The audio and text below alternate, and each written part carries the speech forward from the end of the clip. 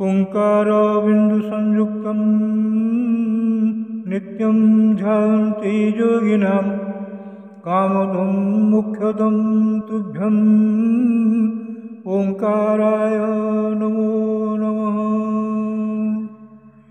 गुरुब्रह्मा गुरुर्विष्णु गुरुदेव महेश्वर गुरुसाक्षात् परं ब्रह्म तस्मै श्रीगुरवे नमः। अज्ञानतिमिरान्धस्य ज्ञानाञ्जनशलाकया चक्षुरुन्मीलितं येन तस्मै श्रीगुरवे नमः। अखण्डमण्डलाकारं व्याप्तं येन चराचरं तत्पदं दर्शितं येन तस्मै श्रीगुरवे नमः। ध्यानमूलं गुरोर्मूर्ति पूजामूलं गुरोर्पदम् मंत्रमूलं गुरोर्वाक्यं मोक्षमूलं गुरोर्कृपा। ब्रह्मानन्दं परमसुखदं केवलं ज्ञानमूर्ति द्वन्द्वातीतं गगनसदृशं तत्त्वं अस्यादिलक्ष्यम्। एकं नित्यं विमलमचलं सर्वधी साक्षीभूतं भावातीतं त्रिगुणरहितं सद्गुरुं तं नमामि। मन्नाथ श्री जगन्नाथ मद्गुरु श्री जगद्गुरु मदात्मा सर्वभूतात्मा तस्मै श्री गुरवे नमः। जंगारु ब्रह्ममूर्ति प्रणवतनुधरं सर्ववेदान्तसारं भक्तानां कल्पवृक्ष भवजलतरणि सर्वतत्त्वानुतत्त्वं योगीनां हंसतत्त्वं हरिहरनमितं श्रीपति वैष्णवानां शैवानां भैरवश्च पशुपति परमशक्तितत्त्वं च शाक्तं। बौद्धानां बुद्धसाक्षात् ऋषभजतिवर जैनसिद्धान्तसारं तं देव पातु नित्यं कलिकलुषहरं नीलशैलाजिनाथम्। अथ श्रीमद्भागवत महापुराणं षष्ठस्कन्ध तृतीयोऽध्याय। जम ओ जमदूतं कथोपकथन।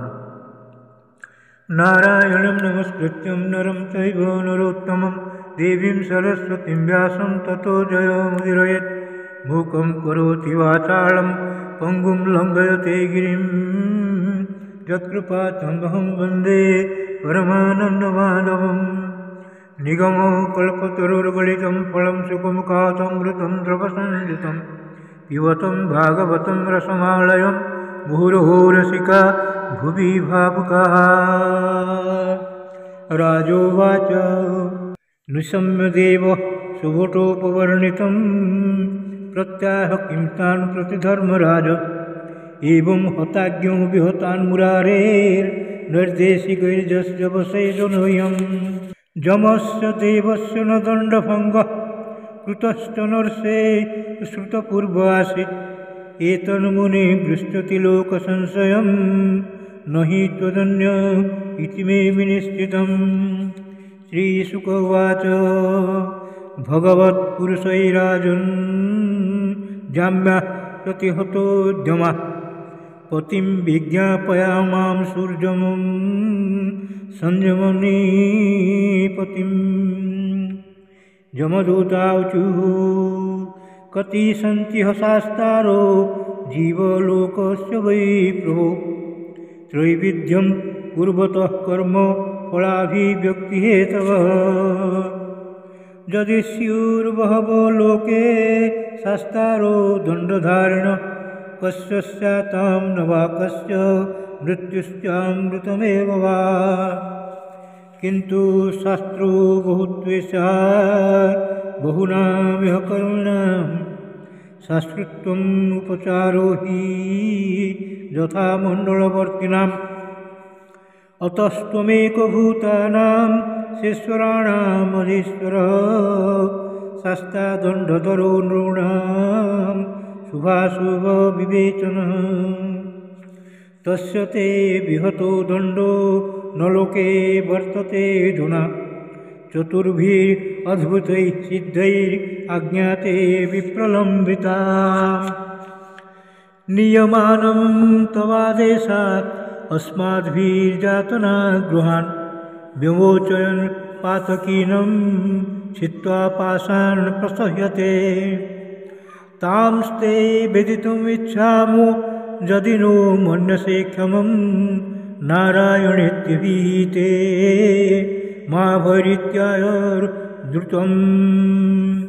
श्रीशुक उवाच इति देवः स आपृष्टः प्रजासंयमनोजमः प्रीतः सुदूतान् प्रत्याह स्मरन् पादाम्बुजं हरे।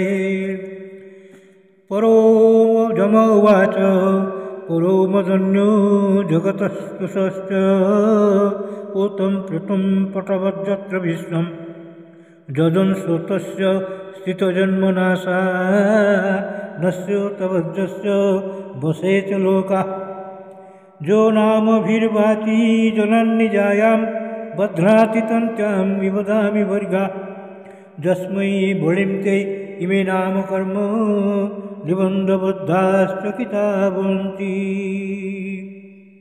अहं महेन्द्रोर्निरुति प्रचेता सोमाग्निशिरिष पवनोर्कुविरञ्चि आदित्यविश्वे वसवोऽथ साध्या मरुद्गणा रुद्रगणा ससिद्धा अन्ये च ये विश्वसृजो मरेशा भृग्वादयोस्त स्पृष्टरजस्तमस्का जस्ये हितं न विदुसृष्टमाया सत्त्वप्रधाना अपि किं तदन्ये जम्बैनगोभिर्मनसा शुभैवा हृदा गिरा वासुर्भूतो विचक्यते आत्मानमन्तर्हृदि सन्तमात्मनां चक्षुर्जतैव कृतजस्ततः परम् तस्यात्मतन्त्रस्य हरेरधीशितुः परस्य मायाधिपतेर्महात्मनः प्रायेण दूता यह वै मनोहरा चरन्ति तद्रूपगुणस्वभावा भूतानि विष्णुसुरपूजितानि दुर्दर्शलिङ्गानि महाद्भुतानि रक्षन्ति तद्भक्तिमतः परेभ्यो मत्तश्च मर्त्यानथ सर्वतश्च धर्मं च साक्षात् भगवत्प्रणीतं न वै विदुर्षयो नापि देवा न सिद्धमुख्या असुरा मनुष्या कुतश्च विद्याधरचारुणदाय स्वयंभू नारदः शम्भू कुमारः कपिलो मनु प्रह्लादो जनको भीष्मो बलिर्वैयासकीर्वयम् द्वादशैते विजानीमो धर्मं भागवतं भटः गुह्यं विशुद्धं दुर्बोधं जं ज्ञातामृतमश्नुते एतावानेव लोकेऽस्मिन् पुंसां धर्मपरः कृतः भक्तियोगो भगवती तन्नाम ग्रहणाद्दिवि नामोच्चारणमाहात्म्यं हरे पश्यत पुत्रका अजामिळोऽपि येनैव मृत्युपाशात् अमुच्यत एतावताळमघनिर्हराणाय पुंसां संकीर्तनं भगवतो गुणकर्मनाम्ना विकृष्य पुत्र भगवान् जदजामिळोऽपि नारायणेति म्रियमाणो याय मुक्तिं प्रायेण वेद तदिदं न महाजनोऽयं दिव्या विमोहितमतिर्बतमायाळं त्रयां दडयीकृतं मतिर्मधुपुष्पितायां वैतानिके महती कर्मणि युज्यमानः एवं विमृश्य सुधयो भगवत्यनन्ते सर्वात्मना विदधते खलु भावयोगं ते मेन दण्डम् अर्हतन्त दद्यमीशां स्यात्पातकं तदपि हन्त्युर्गायबाधः ते देव सिद्ध परिगीत पवित्र गाथा जे साधव समतृषो भगवत् प्रपन्ना तान् नोपसीदत हरेर्गदयाभिगुप्तान् नैषां भयं न च वयः प्रभवाम दण्डे तानानयध्वंसतो विमुखान् मुकुन्द पादारविन्दमकरन्दरसदस्रं निष्किञ्चनैः परमहंसकुलैः रसज्ञैर्जष्टाद्गृहे निर्यवर्त्मनि बद्धतृष्णान् जिह्वा न भक्ति भगवद्गुणनामधेयं चेतश्च न स्मरति तच्चरणारविन्दं कृष्णाय नो नमति जस्सीरये कदापि तानान्नयं ध्वंसतो कृतविष्णुकृत्यान् तत्क्षम्यतां स भगवान् पुरुषः पुराणो नारायण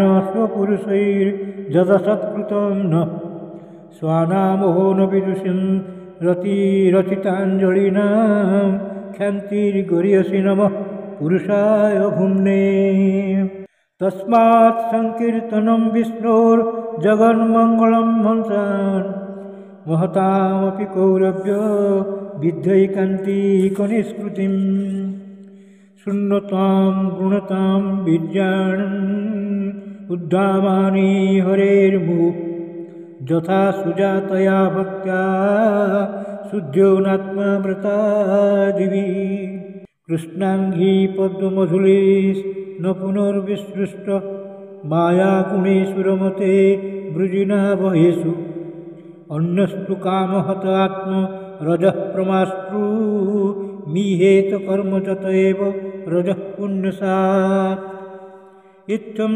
स्वभर्तृगदितं भगवन्मयित्वं संसृत्य विस्मितधियो जमकिङ्करास्ते नैवाच्युताश्रयजनं प्रतिशङ्कमाना द्रष्टुं च बिभ्यति ततः प्रभृतिः स्म राजन् इतिहासम् इमं गुह्यं भगवान् कुम्भसम्भव कथयामासमलय आशिनो हरिमर्चयन् इति श्रीमद्भागवते महापुराणे पारमहंस्यां संहितायां षष्ठस्कन्धे जमपुरुषसंवादे तृतीयोऽध्यायः भीमस्यापि रणे भङ्गो मुनेऽपि मतिभ्रमं यदि शुद्धम् अशुद्धं वा मम दोष न विद्यते श्रीकृष्णार्पणमस्तु श्रीकृष्णार्पणमस्तु श्रीकृष्णार्पणमस्तु।